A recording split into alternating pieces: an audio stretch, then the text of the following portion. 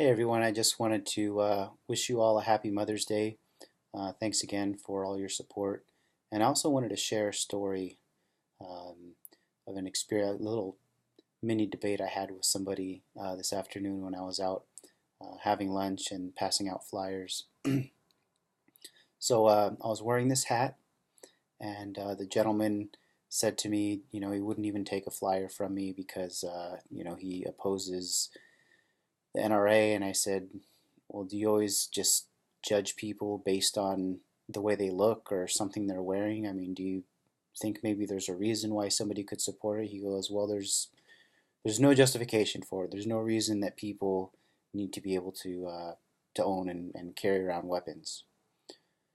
And so we started talking about some of the things that have happened throughout history where governments have done oppressive things, and he knew about many of them, right? The internment of 100,000 Japanese American citizens during World War II that was done by the federal government. And all of these are on my website, by the way. I also brought up the Waco siege that I think happened in the 90s, where 70 innocent American men, women, and children were burned alive inside their homes by the federal government. They brought in tanks, helicopters, special operations, military units, and burned the family alive. Nobody had committed any crimes. There was no justification for anything that they did. Um, and then we got to talking about his home country. Brought up the fact that the Spanish government, you may have heard about this last month and the month before. I think it was pretty popular towards the end of the year last year. The So in Spain, they have a subset of the population within the geographic region of the country today known as Spain, called Catalonia. And so there's people who believe that they are ethnically Catalonian and they want to have their own independence. And so, being the nonviolent type of resistance that they wanted to mount, what they did is they did kind of like an Occupy Wall Street thing, right? They had a bunch of citizens go in and occupy the Spanish government because what had happened was, through a democratic process, the Catalonians had voted for their own independence, and then the Spanish federal government revoked it, and so then a protest ensued. And he was trying to make the argument that, we have democracy, we have a democratic process, and I believe, the will of the people will be done through representative government. And I said, well, that's what existed in Spain. The Catalonians did use the democratic process to vote for their independence, and they were crushed by the federal Spanish government.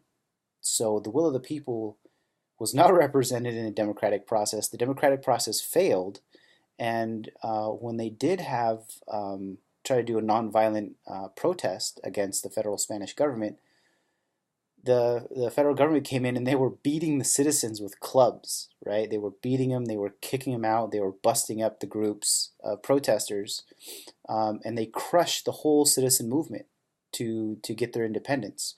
And they have total gun control there. Nobody can own a gun basically unless you're a police officer or military. So the government of Spain used their oppressive force to crush the will of the people, and then following that, them crushing that movement, there were reports, and it was actually proven that the federal government took it a step further. They were going in and they were arresting all the leaders of the separatist movement, all the pro independence Catalonian independent rights leaders were all rounded up, um, and their entire organization was put under surveillance, which they are to this day. And any effort to use the democratic process um, to push for Catalonian independence is actively being crushed and suppressed by the Spanish government. And this wasn't news to him. He knows that all this had taken place. He knew this is exactly how things played out in Spain. And I asked him, well, you already know these things. You know the power of an oppressive government. And you would still rather have that than allow the people to defend themselves against tyranny. And he said yes. To my shocking surprise, he said yes. I would rather that the Spanish government crush dissent than to allow the people to defend themselves and fight for their independence. These are the kinds of people that we're dealing with, folks. This is the mentality. They support tyranny. They want tyranny. They don't want the citizens to be able to defend themselves. And that's what my campaign is all about. It's all about pointing out the oppression of governments, the abuses, the civil rights abuses, the human rights abuses that continue to happen, not just here in the United States, but also in countries all over the world. We see this happening in Spain, in Iran, in Saudi Arabia, in Israel, and so many other places throughout the world, South America, Mexico, Argentina, Brazil. I mean, this is the amount of power that's being absorbed by governments and how much force they're using against citizens to crush dissent is growing immensely. And there are real rational people. This guy thinks he's a rational person who thinks that this is good, that this is somehow a good thing. And he supports it. And he wants the people to be disarmed and defenseless.